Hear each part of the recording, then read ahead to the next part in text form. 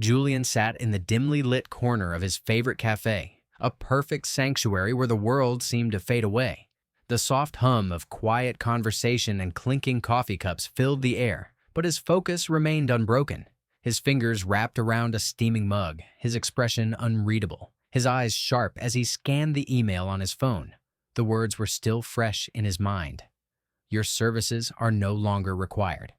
He'd built the company from the ground up, had poured his soul into it, and now it had discarded him like a broken tool.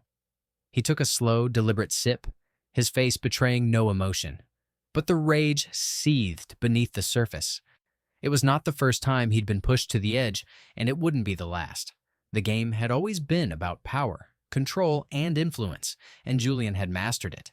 Now his position was gone, his name erased from the boardroom, but the desire for control still burned within him. The pain of betrayal wasn't enough to blind him. It only sharpened his focus. His mind was already working, calculating, plotting. A slight shift of his posture signaled a change, as if the world had just tilted ever so slightly in his favor. The idea of revenge had crossed his mind, but Julian wasn't driven by petty retribution. No, he wanted something far more substantial: power. And it was only a matter of time before the wheels of fate turned back in his direction. The moment his chance arrived, Julian would be ready. He wasn't one to sit idle. In the quiet moments, plans were being laid. The question wasn't whether he could reclaim what was taken, but how and when. It didn't take long for the cracks to appear. Without Julian at the helm, the company faltered. Clients began to jump ship. Their trust shattered when the man who had been the backbone of the operation was suddenly absent.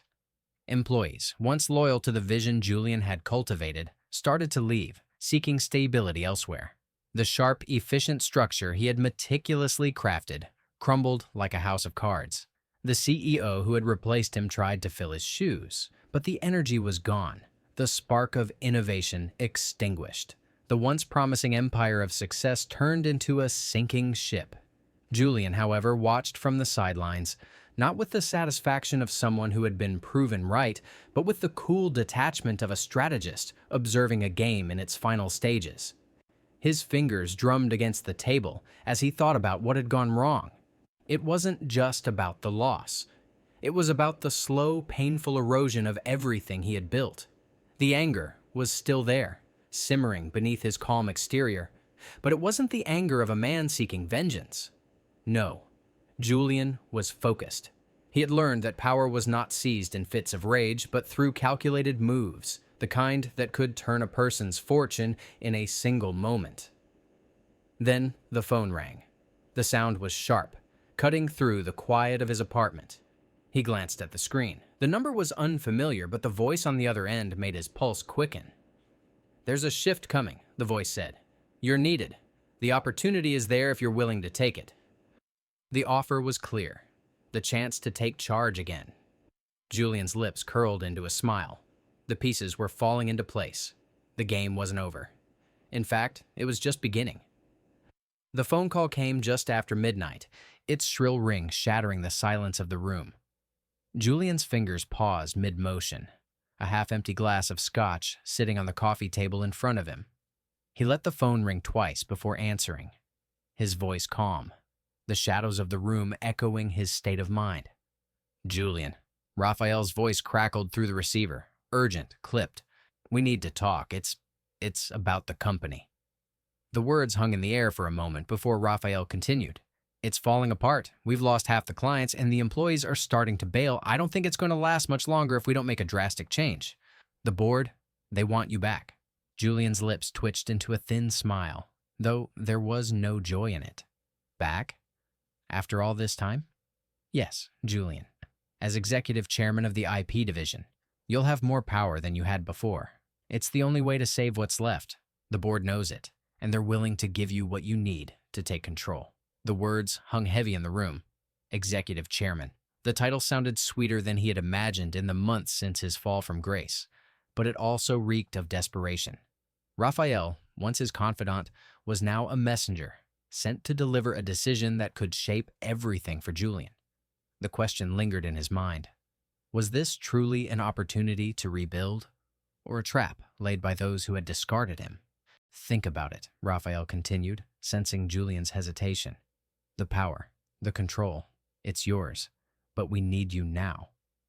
Julian's gaze dropped to the amber liquid in his glass, his fingers tightening around the base. There was a part of him that wanted to laugh. They needed him, desperately. He had never been this important, this sought after, but his gut twisted. He had been burned once, and though the chance to seize everything he'd lost was within his grasp, the scars of betrayal still ran deep. He exhaled, slow and deliberate, before answering. I'll think about it, but I need more than just an offer, Raphael. I need guarantees. He hung up before Raphael could say anything more, the weight of the decision pressing down on him. The hours stretched long into the morning as Julian sat at his desk, the room now bathed in the cold light of dawn. His mind was working at full capacity, tracing through the various possibilities, each scenario playing out in his head with the precision of a chess grandmaster. The offer, while tempting, was just the beginning. Returning to the company wasn't about salvaging a sinking ship, it was about control. Absolute control. He had already come to a decision. The company would not only be fixed, it would be remade in his image. No more nepotism, no more backroom deals. The very foundation of the company needed to be recalibrated. Julian knew that the key to long-term success wasn't just about power. It was about creating a system where power could be maintained and feared. A merit-based system where the best and brightest earned their place, rather than those with connections or inherited wealth. He would dismantle the old guard that had undermined him, rebuild the ranks with loyalty, competence, and a single unwavering goal: success. But power wasn't just about the company's internal workings. Julian knew he had to take control of the narrative as well. His return couldn't just be seen as the last desperate act of a failed company. It had to be presented as the comeback of a visionary, a return to the leadership that would take the company into its next phase of dominance. There could be no doubt in anyone's mind that Julian was the one who could lead them to greatness. Yet, as he sat there, his mind drifting between the strategic and the personal, the question of revenge lingered. Was he doing this because he wanted to prove something to the people who had betrayed him? To show them that he was irreplaceable? Or was this truly about creating something lasting, something that would bear his name for years to come, beyond the petty drama of the corporate world? Julian pushed the thought aside for now. The company had to come first, and once it was restored, once he had secured his position at the top, he would decide what came next. It was a dangerous path, but Julian had always thrived in uncertainty. He would return, rebuild, and then reign supreme. As for vengeance, that could wait. The world would see who truly held the power, who had always held it, even when they thought they had won. The boardroom had an air of tense expectation, each chair around the polished mahogany table occupied by figures who had once been Julian's colleagues, now distant, wary faces. The walls were lined with glass, offering a sweeping view of the city, but for all its grandeur, the room felt cold and hollow. It was a space that had seen power shifts before, but none as loaded as this one. Julian entered through the double doors, the heavy silence of the room falling over him as the finality of his return settled into place. He didn't need to speak immediately. His mere presence at the head of the table was enough to assert his dominance. As he took his seat, the atmosphere shifted, subtle but undeniable.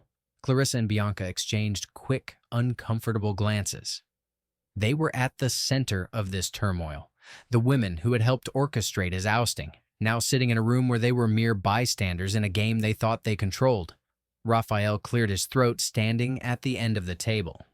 As we've all discussed, the situation has become critical, he began, his voice formal, though a hint of reluctance clung to it. The board has decided to reinstate Julian as the executive chairman of the IP division, effective immediately. The tension was palpable. Clarissa's hand trembled ever so slightly on the table, and Bianca's eyes narrowed, her jaw clenched. Both women were well aware of Julian's history with the company, and the weight of his return, one that no one had expected, was crushing. But they said nothing. The board's vote was quick, unanimous. The decision had been made. It was over before it even started. Julian sat back in his chair, his fingers steepled, his expression unreadable. He hadn't said a word, but every inch of his posture radiated authority. He wasn't just taking his seat at the table, he was reclaiming his rightful place at the head of the company. The motion was passed. The vote was final. But Julian knew this was only the beginning. This was the foundation for what would come next. Retribution, yes, but also something far more powerful. Control. "Thank you," he said, his voice steady, though there was no warmth in it. "Let's get to work." The aftermath of the meeting was swift. As the board members shuffled out of the room, some avoiding eye contact, others exchanging hurried words, Bianca stood abruptly, her chair scraping against the floor. Without a word, she stormed out, her heels clicking sharply against the floor as she exited the building. The air seemed to crackle with her frustration, but Julian didn't even glance in her direction. He wasn't interested in her drama. She was a casualty in a war he was already winning. Clarissa, on the other hand, remained seated. Her shoulders slumped. The fire in her eyes had dimmed to a flicker of defeat, the reality of her situation sinking in. She would now answer to Julian. No more manipulation, no more control. Julian didn't need to say much. He simply stood, his eyes scanning the room before he addressed the remaining members of the board. "We will restructure the IP division," he began, his voice low but commanding. "I won't unfreeze the division until terms are more favorable. Too many people have been taken advantage of, and that ends now." Clarissa's gaze flickered up, meeting Julian's for a fleeting moment before she quickly looked away, knowing there was nothing left to argue. He had the reins now, and her position was shaky at best. With swift efficiency, Julian moved to the next phase of his plan. He began reaching out to clients and suppliers, speaking to each one personally, reaffirming the company's commitment to fair dealings and mutual respect. His approach wasn't just about securing deals, it was about reshaping the narrative, re-establishing trust, and making it clear that things had changed. The message was simple, but powerful. Julian was back, and this time, things would be done his way. No one would be left in the dark, no one would be taken for granted, and no one would ever underestimate him again. As he walked through the halls of the company, the weight of his decisions pressed down on him, but there was no doubt. He was in control now. The pieces were falling into place. The days passed in a blur of meetings, decisions, and strategic moves. The company was breathing again, its pulse steadier now, its future looking less uncertain. Julian stood at the window of his office, gazing out at the skyline. The city was sprawling before him, a sea of possibilities and challenges. He had reclaimed his position, but as he surveyed the empire he had once built, a quiet ache settled in his chest. It wasn't just the company he had fought for. It was the scars that remained from the battle, the betrayal, the loneliness, the feeling of being discarded by those he had trusted most. Despite his victory, he could feel the isolation creeping in. The friendships that had once felt genuine now seemed distant, hollow echoes of a past he no longer fit into. He had fought so hard to get here, but in the process he had left behind parts of himself he couldn't easily recover. But as the company's growth resumed, Julian began to look beyond the immediate. His mind shifted from survival to something more lasting. It wasn't just about saving the company anymore. It was about building a legacy. Julian's vision was no longer confined to the walls of the boardroom or the ticking of quarterly results. He wanted to shape the future, to build something that would stand long after he was gone. The path ahead was clearer now, a vision unfolding in his mind with a sense of purpose. He could rebuild from the ground up, but this time it would be different. This time, the company would not be led by power struggles or nepotism. It would be led by merit, by those who earned their place. And Julian would be at the helm, not just as a leader, but as the architect of a future that would carry his name long into the history of the company. The first major victory came quicker than expected.